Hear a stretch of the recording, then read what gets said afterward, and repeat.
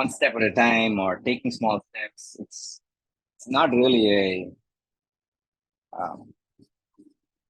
sexy approach at all. But after while working with a bunch of people, what I've come to realize, what we've come to realize, what is the longer term approach is the only one. So anytime we take our eye off that and try to think, let me try to do a lot of things today, things start to unravel. So how do we do this? How do we do this without getting bored? How do you use this as a tool? That's what we're going to talk about today. So first up, a brief intro. I'm one of the founders of Quad. I've been coaching for about 12-ish years. Worked with a couple of thousand people. I'm also India's first elite instructor, which is a big deal in my realm of things. But honestly, the most relevant bit of all this for you is my way of learning is about experimentation on me. I experiment on myself, figure out what works, what doesn't work. And of course, not everything works on me, right? But I take that out and then I take it to my lab, which is one of my older circle of students at the Quad. And I build on that experiment. And we do this, we run multiple experiments like this throughout our community. And we learn, we see what works, what doesn't work, and we tinker and we iterate, and we come up with a lot of tools. And that's what I want to share with you. Using, hey, these are all tools in my toolbox as opposed to anything else. We'll talk about when we use the right tool, but the overarching idea is we have to think about this as what is sustainable. What is sustainable for the longer term? What do I want to be doing for the rest of my life? Doesn't mean you'll be doing the same thing, but you will be doing the same fundamental things because fundamentals don't change. So when I say sustainable, I mean, hey, 85% is good enough. But what the heck does 85% mean? What 85% of what?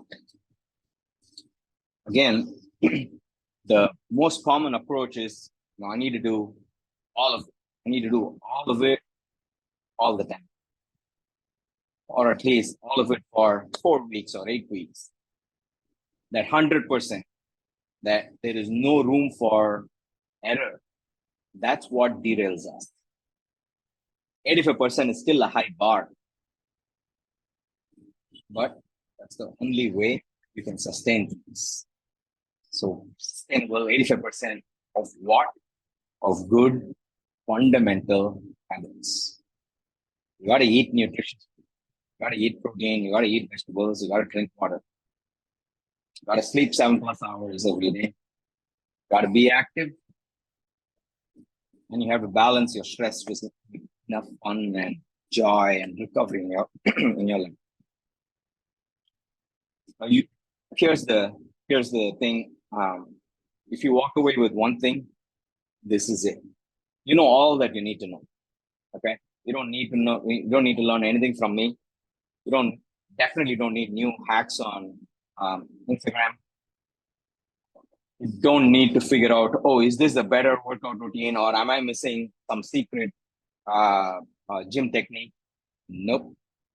You don't need anything new. You need to just do things that work for you, and you need to do fundamental things.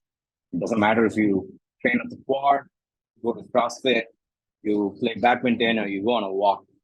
As long as you're active, you're doing a way better job. The details matter, of course, but fundamentals. I was talking to a buddy of mine about, taking small steps. He needed some help with his with blood work, right? Like good cholesterol was low, bad cholesterol was high, and usual stuff. So we go over, what he does, what he eats, what his blood work looks like, and I tell him what he can change up over the next 6 months, and let's do these things for 6 months, and we will take a blood test, and we'll see. A few days later, he texts me and says, "Hey, here's my plan. I'm going to replace my whiskey and my beer with red wine, because apparently this red wine has antioxidants and resveratrol and some stuff. I don't even know what they mean, but it's alcohol, and apparently it's good to drink this alcohol over that alcohol. And that's going to improve my health, right? Because obviously I told them about small steps and all. Well, definitely a very small step, definitely a small positive step. But fundamentals first, red wine over whiskey comes a little later. So as small steps go, there is a line. And this falls below the line. Back to how to think about this. Don't get caught up in ideological arguments. There are hundreds and hundreds and hundreds of tools. Every diet that you've heard of is a tool. Every gym, every workout technique, tools. Yeah. Some tools work for you, some won't. You need to find the right tool for the right content, because not all tools will work all the time also. Don't get attached to them. Don't be like, I'm a paleo guy, or you know what, keto it is. No, they're all tools in your toolbox. You use them when relevant. We have a tendency to get caught up in, I am aligning myself to this, I am tying my identity to this. No, do what works. Tools in your toolbox. And today I will give you not just framework, but I will give you one of my favorite tools to use also.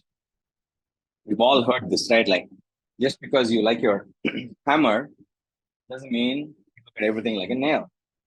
Same way, you need to find the appropriate tool for the toolbox.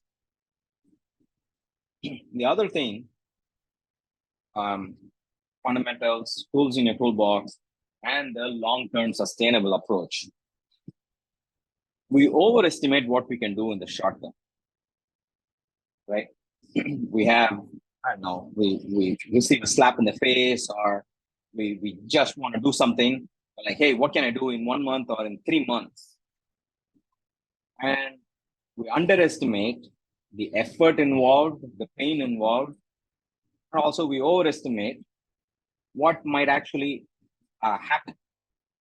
We feel, hey, I did so much work. I went off of sugar for 12 weeks. I should have seen this. But it's complex. The human body is unbelievably complex, and it's not that straightforward. And so conversely, what happens is we underestimate what we can achieve in the long term. We don't even think about, okay, you know what? End of this year, what do I want to do? What do I want to be at? Let alone think about things with a 5-year timeline. It's a very common mistake, not just in fitness and nutrition, but well, in life. We definitely underestimate what can be achieved in a reasonably pain-free manner. That too, right? It doesn't have to involve an inordinate amount of discomfort and pain. There will definitely be some, but when we look at it over the longer term, things actually fall into place much faster.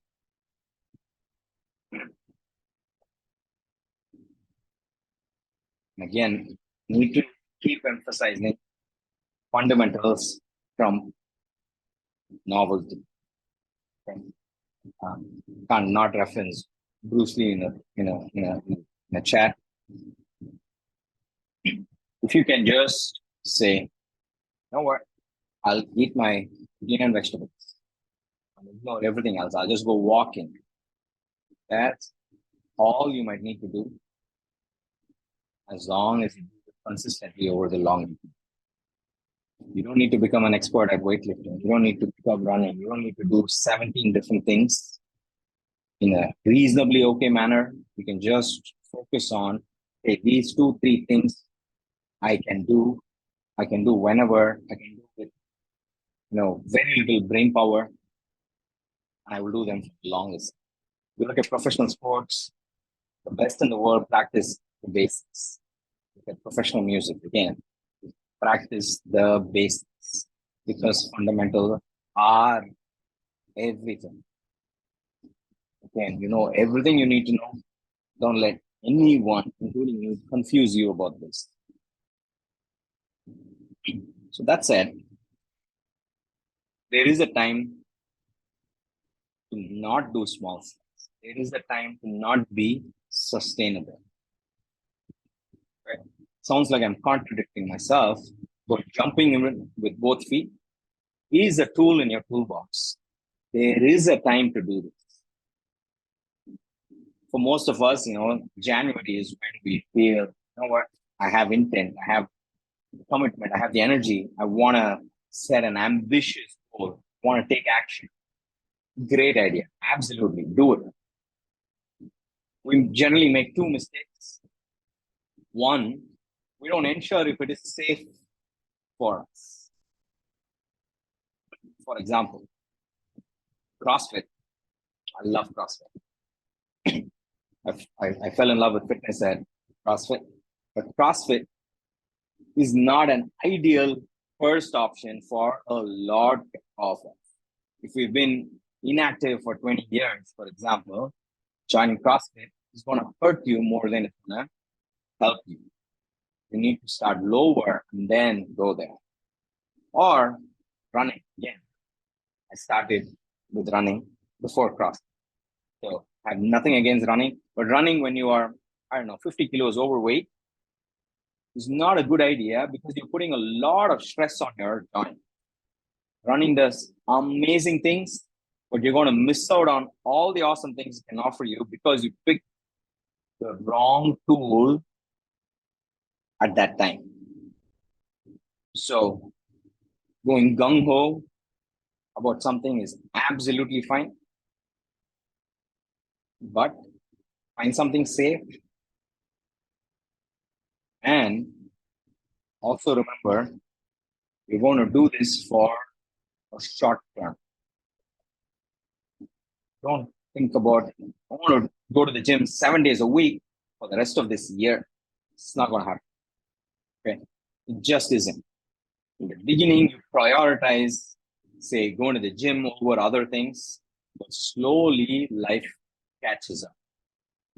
So you got to make sure you use the unsustainable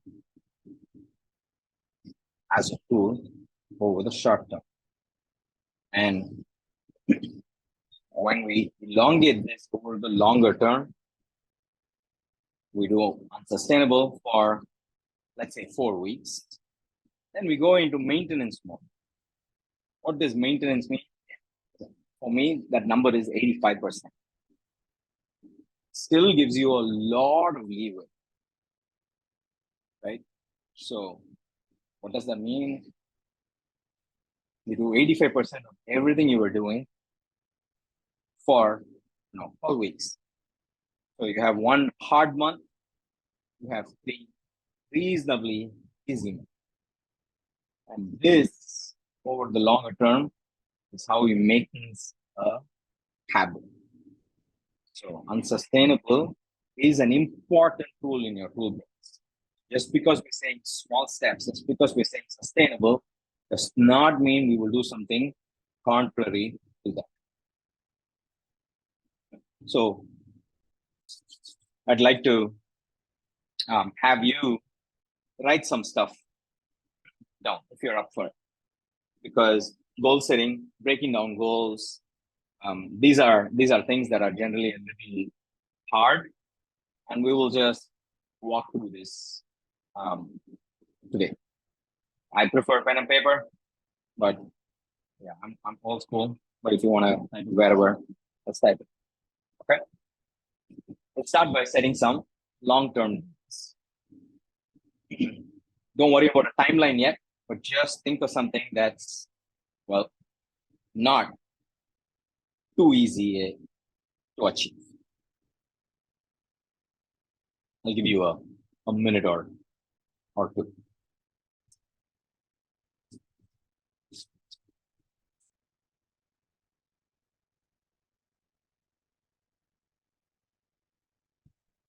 Once we're done with this, I'll walk us through a case study as well. It's a composite of stuff I worked with a few of my students on. First, this is about you. So something that's been at the top of your back of your head for a long-term goal, or a family of long-term goals. They don't have to be reasonable. They don't have to be anything.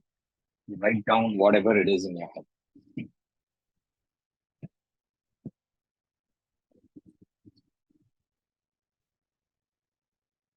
You guys have something? Is a thumbs up somewhere?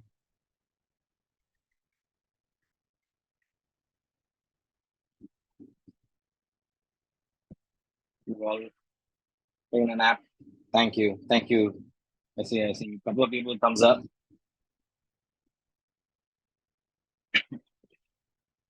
All right, we'll go with that. The rest of us are eating breakfast and probably don't have our hands. So let's break this down. What we are going to do, what's the one thing you need to do this month or over the next 2 weeks that will move you to your goal?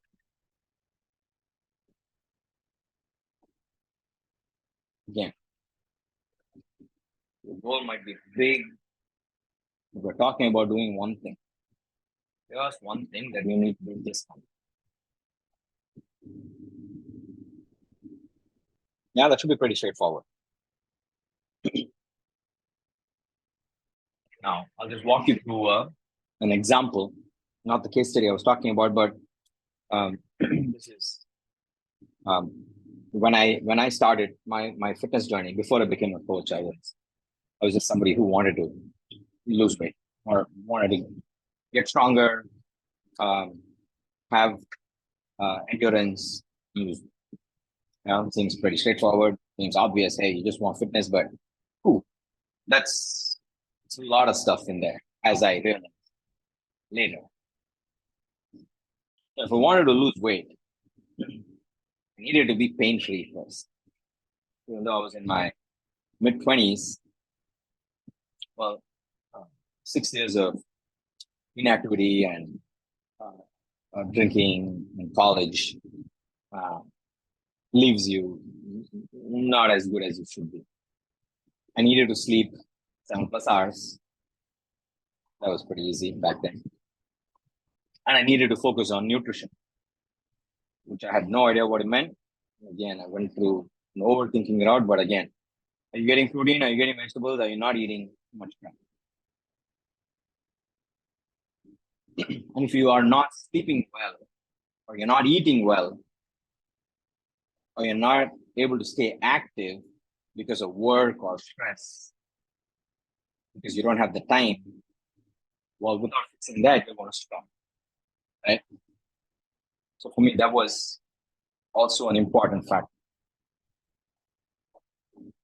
So I needed to be pain-free, I needed to sleep, I needed to have some semblance of nutrition, which meant I needed to know what to buy, I needed to know how to cook it, and I needed to, well, eat the food and not eat too much stuff. All this just to start the process of losing weight. So, your turn. You wrote that one thing. What other components like this do you need to do to go towards achieving your goal? Again, we might not be in pain today. I was, so it was a part of my list. But break your goal down, not as smaller goals, but hey, and all these need to happen for me to get there.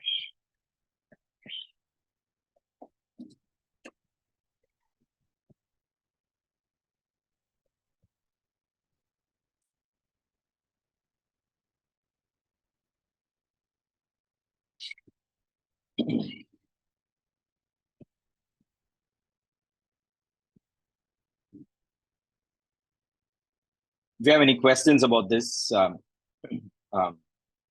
you can just ask. I can help you with it, and then we'll see where we go.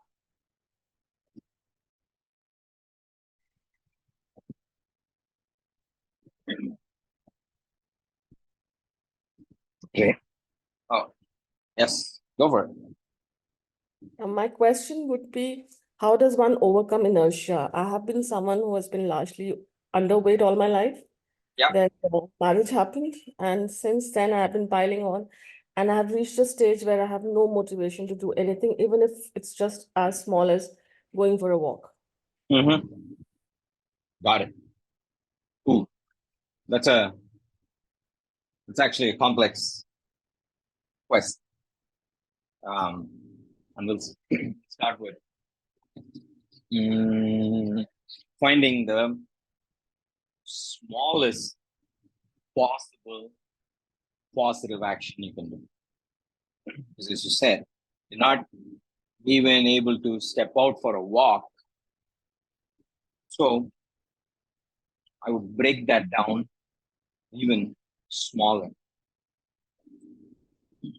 I need to, let's just call it like, you know what, 7 o'clock in the morning is the only time I have available for now, just for the purposes of this discussion. So I need to wake up by 6:30. I need to put on my clothes. I need to put on my shoes. I need to step out the door. 3 things. Let's not even worry about 3 things. Let's worry about the first thing. I need to wake up at 6:30. So I would break that down this way. What is the smallest first step? Wake up at 6:30, put on your shoes. That's a win. Count it as I went on my walk. You don't even need to go on your walk. Put on your shoes, then take your shoes off, put them back in. Just as silly as this sounds, do this. Might be a month before you actually step out the door. You step out the door, it's another win. You don't need to go on a walk, let alone an hour. Inevitably, you'll find you step out the door, you might just walk a little bit. That's it. Don't even keep track of time. You step down, go outside your house and you're like, I don't want to do it. That's fine. Come back in. It will all add up because inertia is amongst the hardest things. So, as microscopic as these steps might seem, this is how it is. As small, as less resistance as step as possible. The other ingredients for having a successful fitness or a nutrition or a wellness routine, community is what I would say is the biggest enabler. Not your willpower. It's very, very hard. But if you have a community of people Some days they give you the energy, some days you give them the energy. That I found nothing beats the community. So as you start doing this, I would also encourage, can I find a similarly aligned community? And just building on this, right? Like when I say break these goals down, I know we made it so tiny. That's how it is. If I had to zoom out and say, for me, lose weight, which is so vague and unclear, I need to be pain-free. So I'll put that first. Before I can do anything else, I need to be pain-free. I need to sleep well. If I'm not pain-free, I won't sleep well. And if I don't have these two things, I'm not going to focus on nutrition. So, yes, I can work on being pain-free and sleeping better, but I don't want to work on only one thing. So what does being pain-free mean? Oh, I got to do something. I got to, let's say, stretch for 15 minutes every day. It's like, as you brought up, my recommendation to you was wake up at a certain time every day. So being pain-free might take me 3 months, might take me 6 months. Might be a lot of effort because honestly, stretching is boring. Who likes to do it? Plus, I don't really know what my issue might be. So figuring it out might take a while, but that's 6 months of one goal. And then once I'm pain-free, my sleep's gonna improve. So maybe that's gonna be short. I just need better habits. I shouldn't be picking around on Netflix, things like that. Let's call it 1 month.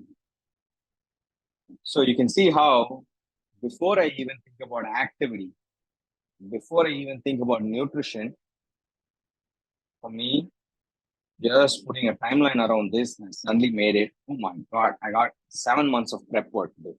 And guys, I'm just putting some scary longer term things, right? What we underestimate is how quickly we can do it and how much effort this might take.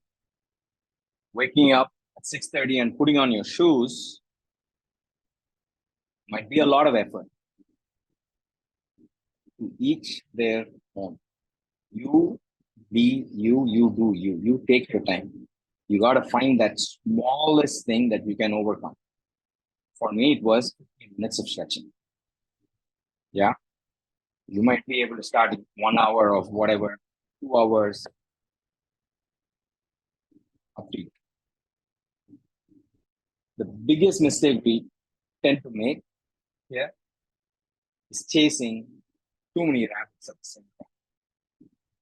I want to lose weight. I want to have some crazy stamina, and I want to get stronger at the gym. Yes, all valid, but trying to do all of them, and let's say I make very slow progress across the board. Well, I'm going to blame my lack of results on me. But instead, the problem was I was trying to do this and that. Instead, I just dedicate time to doing one thing. Can I just focus on waking up at 6:30? Can I just focus on putting on my shoes? Can I just focus on stepping out? Rather than saying, I need to walk for an hour in the morning and I need to, I don't know, eat a kilo of vegetables every day. Nope. Break it down. And once you do, hey, I put on my shoes, I stepped out 7 days in a row, things will start snowballing. I'll walk you through. Folks, stop me anytime. We can have our Q&A going on the site. But I have a case study that I'd like to share of a very ambitious goal, climbing up, hiking up Kilimanjaro, 19,000 feet. Let's say today, for example, if I wanted to do it, sure, I can just start training for it. There are no blockers for me. But we're talking about a student of ours at the quad who they didn't have a 20-second plank. They couldn't squat. They weren't sleeping well. They were pretty weak. They were facing pain every time they walked. So this is a very audacious goal. Again, breaking that down, there required a lot of steps to get there. Are you pain-free? Can we restore joint function? Then, can we work on strength? Can we work on endurance? Can we also lose some non-functional weight? Right? We don't need to go to 10%, 20% or whatever body fat. Just need to lose some of it based on how much we're carrying. Then are we able to handle the workload that all this entails? Are we sleeping enough? And then, only then do we start, okay, you know what, to actually hike up Kilimanjaro, we need to be able to do this. And you're going to be walking 6 hours a day. So the core question to always start with is our body functioning the way it is meant to be? And to restore that function. It takes time, it takes gentleness. With this, in this case, from a 20-second plank and not being able to squat pain-free, that's what we got them to just be able to plank, to tell the body that it is safe to move, it's safe to do these things. Then think about it, if you're unable to walk up a few flights of stairs, then Kilimanjaro is far away. You can't motivate yourself to go on a walk same way. Like from a 20-second plank, the next step is a 30-second plank. The next step is simply, and I wake up and I put on my shoes and then remove them. We teach our body and teach our mind that it is safe. 3 months. 3 months later, the student had a 2-minute plank to a body weight squat. Their joint range of motion was solid now, like a huge improvement. But if you look at it from the outside, hey, I want to lose 5 kilos and I want to be able to climb this mountain. We were nowhere close to that goal. But sleep had improved, they were pain-free. Then, by the second quarter, coming into the quad became a habit. Because you start to feel better. You don't feel like an outsider. There's a community. You're connecting with your body. And then the rest, our coaching and programming will take care of the rest. Like strength, stamina, all that, you outsource.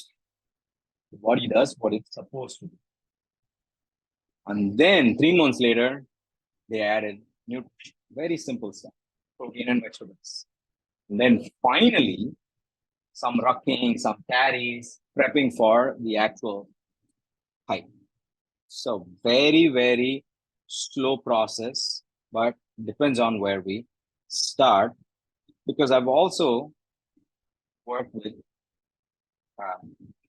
unsuccessful students who pick a crazy diet, come into the gym, 3 months, and then you end up either getting injured or you get angry because your social life takes a hit. It's a lot of stress. And maybe you actually climb up Kilimanjaro, maybe you don't, but it just becomes a checkbox that you check rather than having grown in the process, rather than having built your body over that time. So as a tool, short-term works, but when we put steps together, especially when we are able to relate, this is how much time it will take, this is how much effort this will take, this is how much pain there will be. Like eating right, whatever that means, for a month is not easy, especially if we take into account, hey, I'm going to skip out on my friends and family on these occasions. We forget the pain of all that. It's not just, I need to say no to chocolate ice cream, but I need to say no to going out and hanging out with my friends, because if I go out, I won't be able to do this. So, slow and steady, extremely small steps, they will snowball. Any questions before I walk one of my tools that you can apply after today?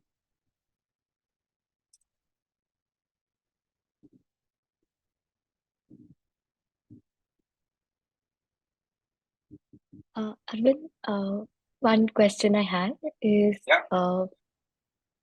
is for follow through. Like for myself, the problem is not with the starting, but it is the Yeah. follow through. Right? Few things you mentioned, it gets boring very fast. Yeah. So I tend to slip. And then once I slip, then again restarting becomes more challenging. Even Yeah. if I restart, like you get the like that's Yeah. I know it's a common problem. And one thing you said, I know community is one answer to it. I was wondering if there are other things also that I could explore. Yeah. So, yeah, it's a common problem, and I mean, just because it's common doesn't mean it has an easy solution. First thing is, this happens to everybody, okay, including me. There are times when things are easy, then there are times when things are not easy.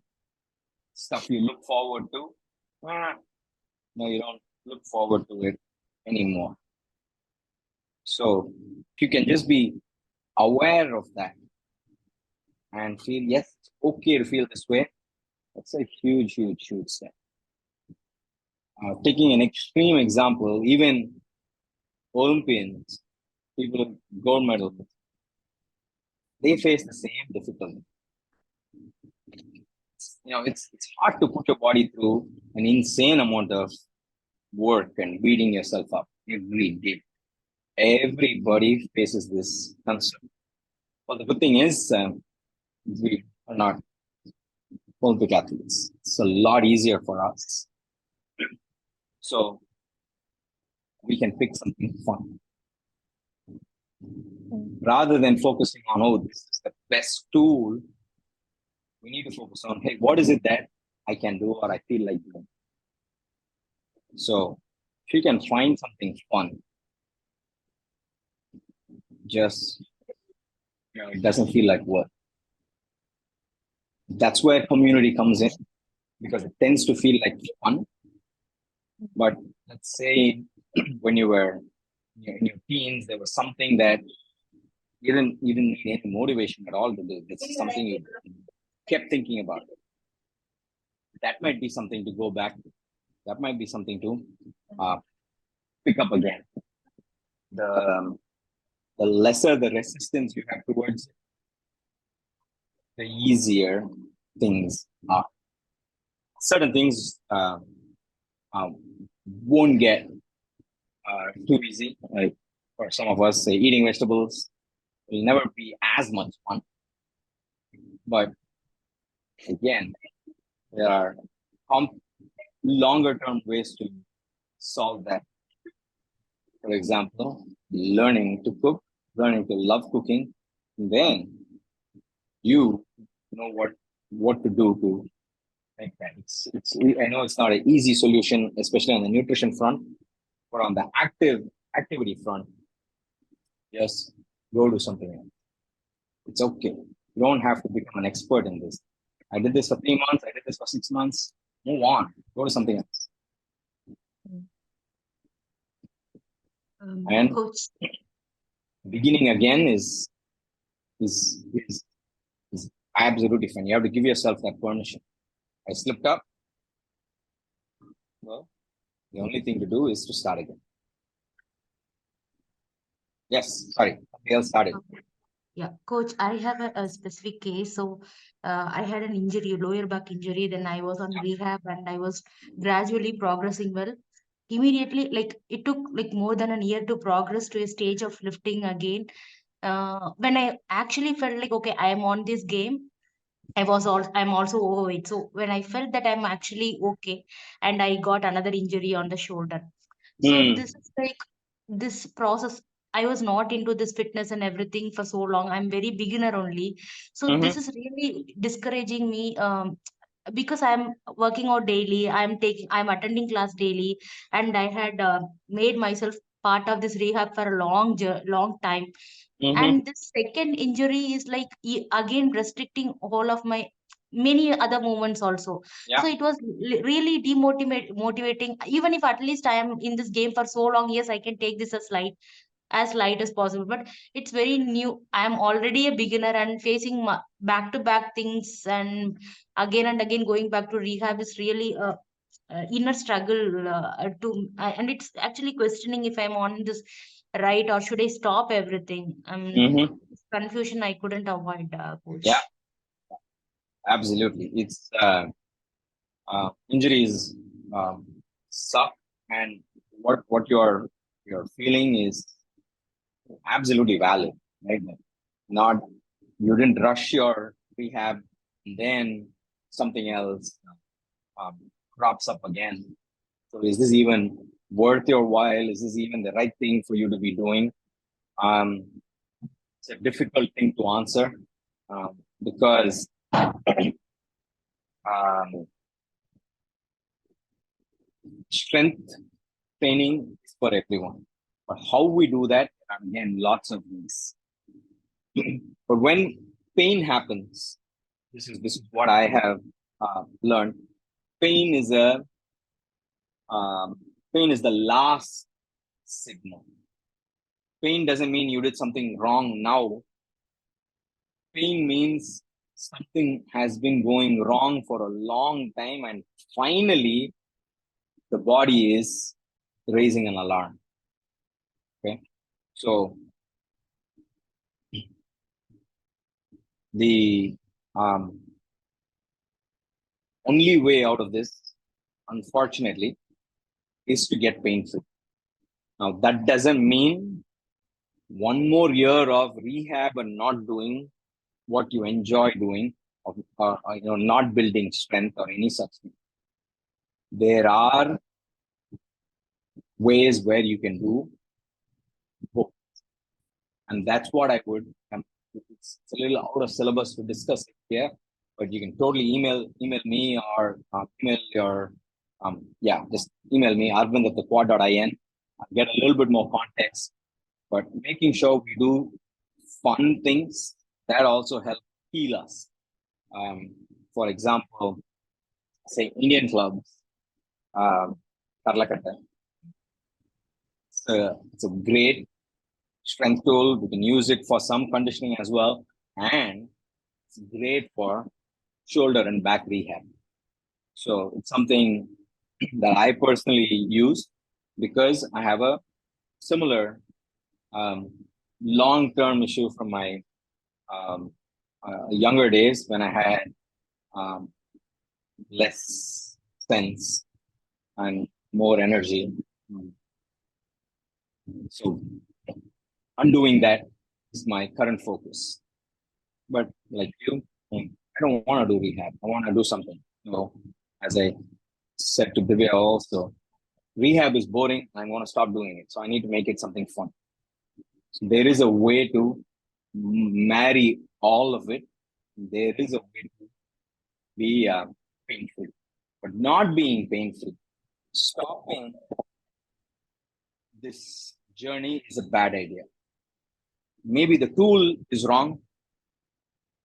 Yeah, maybe this isn't the place, or this isn't the modality, but don't give up on general fitness. Don't give up on strength training. Okay, there is a right answer, and do email me. We can take this and This investigate this a little bit. and having being on rehab is also like the community feeling. I am not getting that community feeling because Yeah, always being alone. yeah. You're in one corner doing boring things while everybody's doing fun things. Absolutely.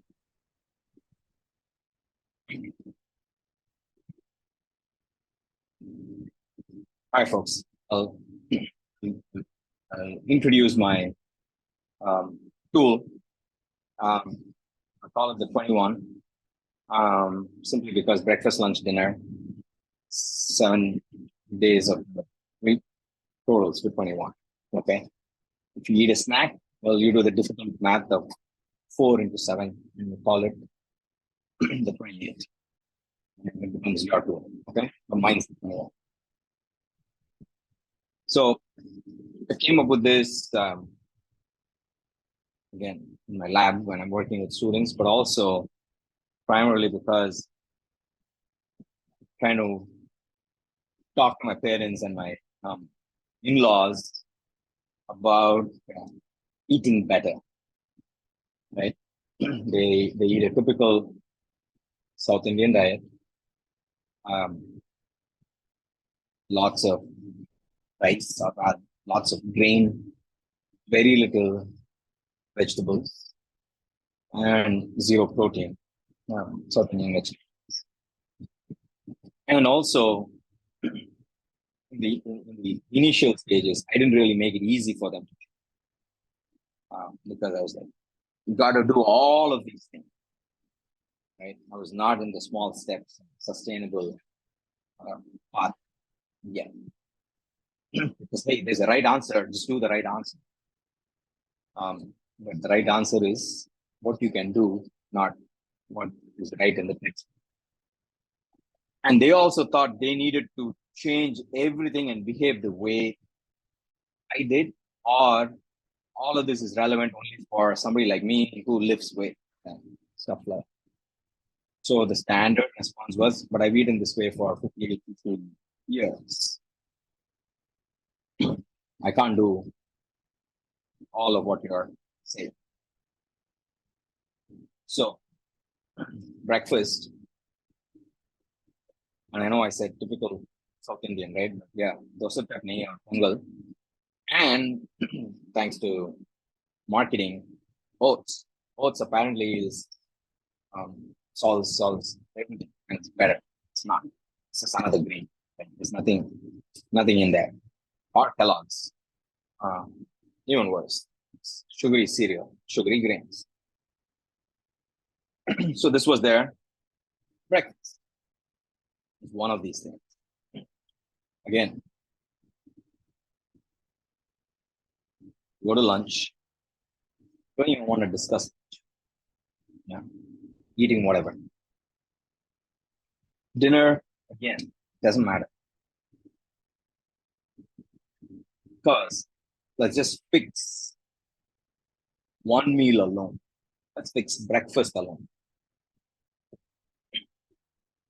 Again, your number might not be currently 0 out of 21, let's say, but I was working with people at 0 out of 21. I mean, of course, they're eating some vegetables. It's not like they're eating junk all the time. But let's fix breakfast alone. That's a 33% improvement. If your financial advisor gives you these numbers, I'm going to jump at it. What does that mean?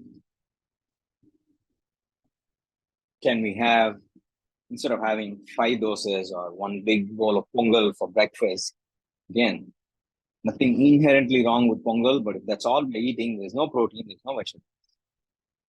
We fix it. Let's say you eat 1 dosa and you have it with a cup of paneer bhurji and you have it with a cup of, say, vegetable soup. So you have vegetables, you have protein, and you have much lesser grain. You have a filling breakfast that's still in line, in tune with how you generally eat, but you improved it by miles. So you eat whatever you've been eating at lunch. You don't have to make any change. You eat whatever you've been eating at dinner. Again, you don't have to make any changes at all. But we're going to do this for breakfast. And I don't mean eat dosa and paneer bhurji and vegetable stew every day. I am unimaginative. So I will eat the same thing 30 days. You do the work. but protein, vegetables, and not too much grain. That's what I mean. You fix it. And this might be all the change someone needs to make. To start off, one concrete step. And it will add up. That's it. So what you can do after, you can start with today also. You can count your 21. Okay. What I mean by that is from the Saturday to next Friday dinner, whether it's 21 or 28, if you're eating protein and vegetables, great. If you're not eating junk, great. That counts as a good meal. Out of 21, where are you at? You won't be at 0, hopefully, but it's absolutely fine if you're at 0 because it's even easier to make changes. But let's say you're at 10 out of 21. You don't need to try to fix 11 more meals, but can you fix, I don't know, 3 more meals? That's it. From 10, can we go to 13 out of 21 for a month, 3 months? Doesn't matter. But that's all I want you to try to do. It doesn't mean, hey, I need to stop my sugar. I need to not eat my chocolate ice cream. I know I keep talking about chocolate ice cream. Chocolate ice cream is my jam. You do all of those. All we're trying to do better is 3 meals. Okay.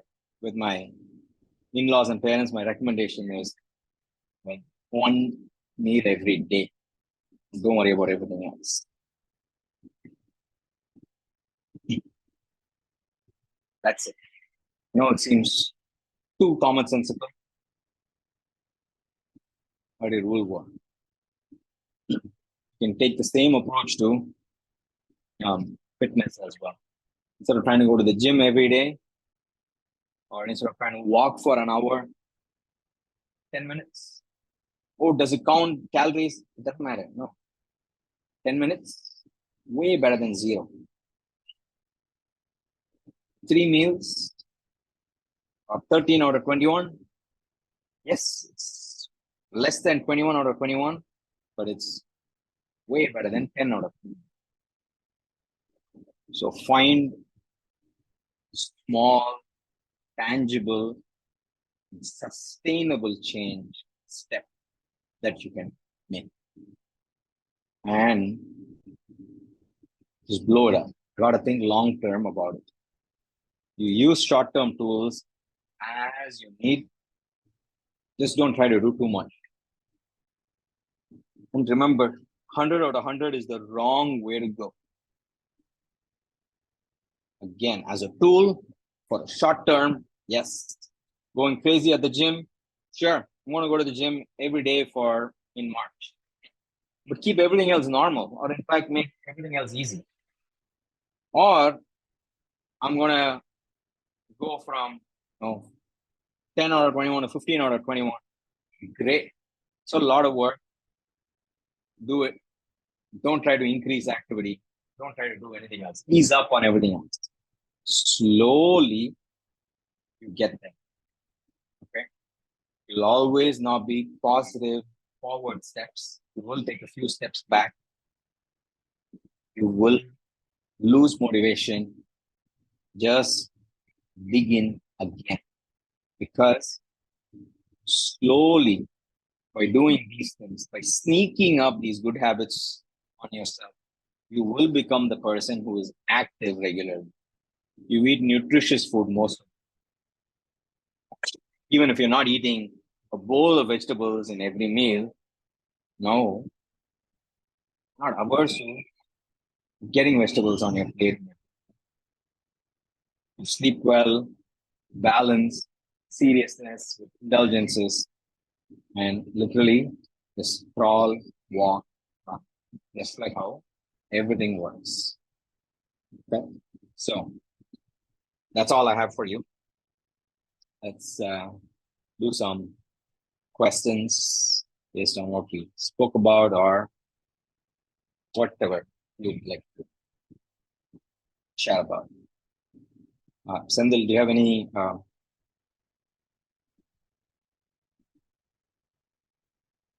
questions that I missed? No, Arvind. Okay, got it.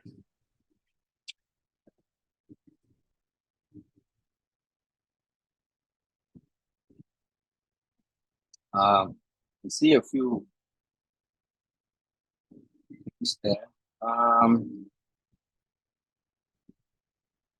Is Ram still there? Yes. Keep fit and maintain without gaining additional weight.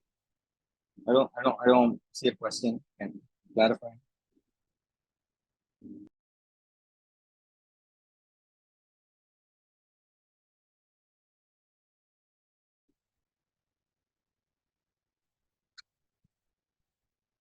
Or anybody else have any questions? Yeah, I have a question. Yes. I'm a professional who's worked in a typical type of engagement for the last 20 years.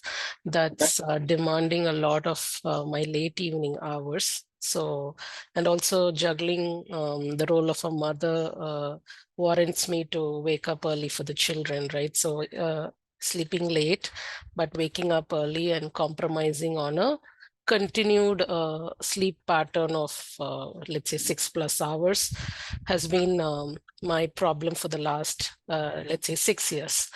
Okay, so I see myself now battling hypertension, and stress and improper sleep is something that has been quoted as the reasons. Maybe as a coach, you would have come across professionals or people who has come to you with similar problems. So what's your recommendation in in getting the necessary sleep per day for them? We'll just speak about what you. So there's no way around this. You have to sleep more. Okay. There is sleep is magic. It's the magic restorative that we all take for granted. So if there is a severe constraint on time, so let's say the most you can do is 6 hours the night.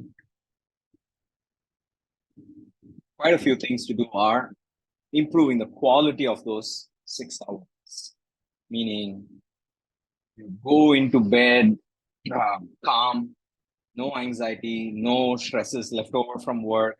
So that might mean you do some breathing drills, you do some stretching beforehand.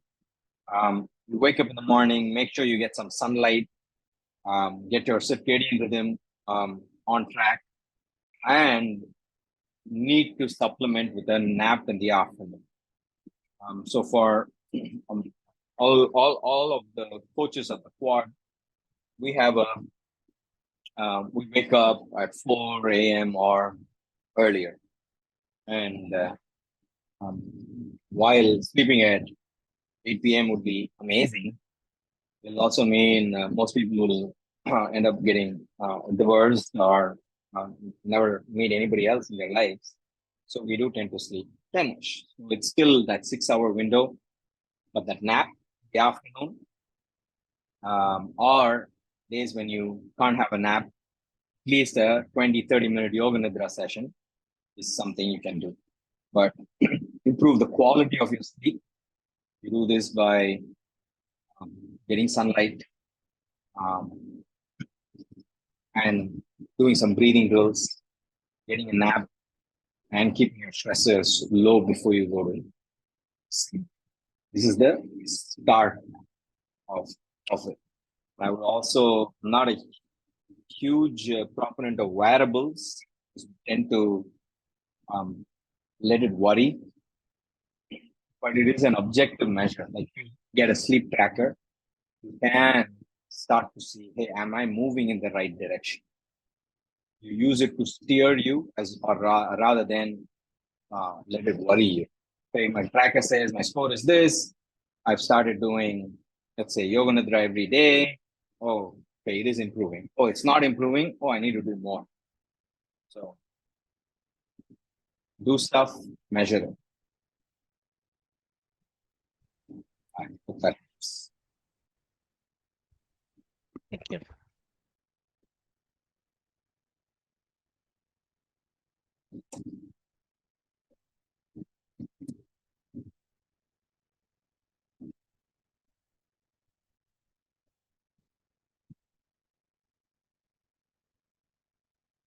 The rest of us just gonna hang out in silence.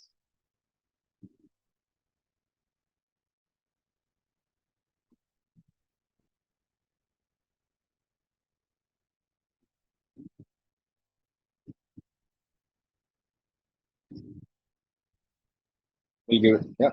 Coach, one more question. Yes, So, please. how to measure progress when progress is very, very invisible or it is unnoticeable?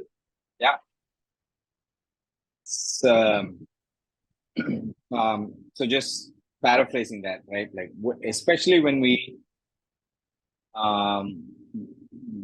look at progress in one dimension alone, we might be missing out in other dimensions. So that's how I would start by framing this. For example, when we start to say just work on being pain free, and I just do gentle mobility work, we start to sleep better, we start to breathe better, but those are not things we think about.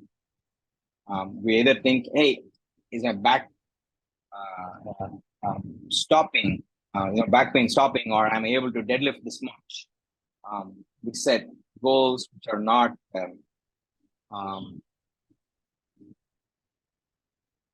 in line with it at all. So yeah, you have to just zoom out a little and see what changes are happening. Another way to say this would be, when we start eating better with the aim of losing weight, you might not lose weight immediately. It might take you a few weeks, but maybe your headaches have reduced, maybe you feel more energetic, maybe the bloating has gone down. So rather than looking at only the thing, we simply need to be a lot more aware. So we might be missing results in another dimension. The other thing is going objectively. If we are clear that this is what we are measuring and we know we are working towards it and the results are not coming, then whatever we are doing is not working. In those cases, if the effort is not giving us the result, and we know it should give us the result, and we verify that fact, and this isn't the right tool. Okay. Is yoga also a workout? Is lifting weights the only thing to gain strength? I'll start with the latter. Lifting weights the only way to gain strength? Yeah. Resistance training is the best method to gain strength. And generally, resistance is any external load. Of course, push-ups, for example, is a body weight move, no external load, and you can gain strength. But body weight exercise is actually a lot harder for strength training, because we are not, especially when we are low skilled, low on strength, body weight is actually a higher barrier, which is why, for example, doing a push-up requires you to push 70% of your body weight. But you take a dumbbell, let's say 10% of your body weight, and you push it. So from 10, you go to 15 and 20, and slowly you work your way up to that level of strength. Is yoga also a workout? I'm a purist. I don't think yoga is meant for working out. Yoga is about mind-body connection.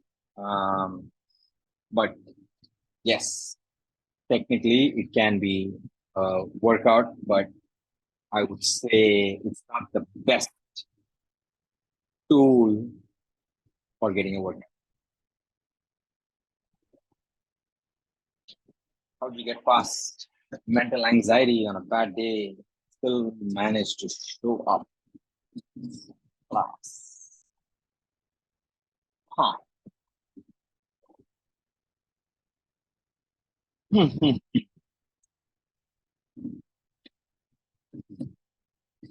I would say these two um, these would involve you finding um, having a habit or having a practice that you, for example, I'll use me as an example. Doing a daily dump at the end of the day, on days especially when work did not go well or personal life did not go well or I'm feeling anxious, elevated. That dump is what I would start. Again, this is not what I'm recommending for you, but it's a great way to start if you don't do this. Writing down the end of your day, just putting it out there. Label the anxiety. Being aware solves so much. Beyond that, it is a psychological um, uh, question and answer, which I'm not fully equipped to deal with. But again, there are tools like this. And to me, this dump is a tool. Morning writing my journal is a tool. These are tools that I didn't create them. All these tools exist. Right? These are tools that I have played around with that work for me based on the conversation with my counselor and me playing around with them for the better part of five 5 years. Um, the, uh, the other, it's some days you need to give yourself permission not to show up also. I think that's equally important because we tend to guilt ourselves saying, but you need to go, you need to go, you need to go, but you don't go. So it's a lose-lose. Instead, you know what? I gave myself permission not to go today. I'm gonna, I don't know, go on a walk. Or it need not even be activity. Hey, I'm gonna vegetate. Oh, I'm gonna eat a pizza.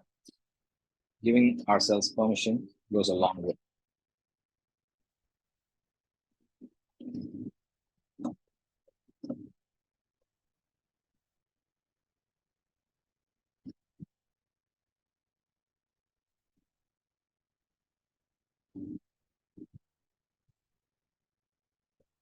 If I take on protein supplements, meat protein goals. Take it.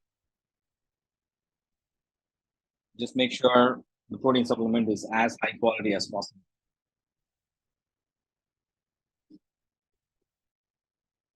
Way in Madras, there's something called OMG. If you're in the US, check out labdoor.com. Otherwise, Muscle Blaze, One Science, Isopure, a lot of brands up in nutrition. Don't want to weigh, there's Origin. We periodically conduct tests and the stuff I just mentioned, and then it's pretty good quality. The one thing you want to make sure is their manufacturing date and when you buy them are not too far. Because sometimes, especially during the pandemic, there's a bunch of old stock that they're disposing. So the older it is, the less you get out of it. Origin. Check out Origin Nutrition for plant.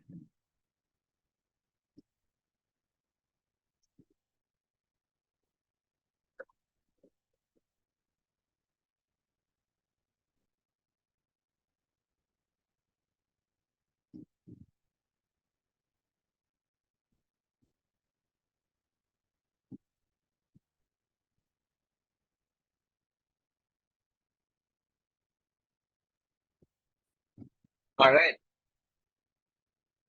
That's it. Thanks for spending part of your Saturday morning with me. That's it from my end. See you guys next time. Bye.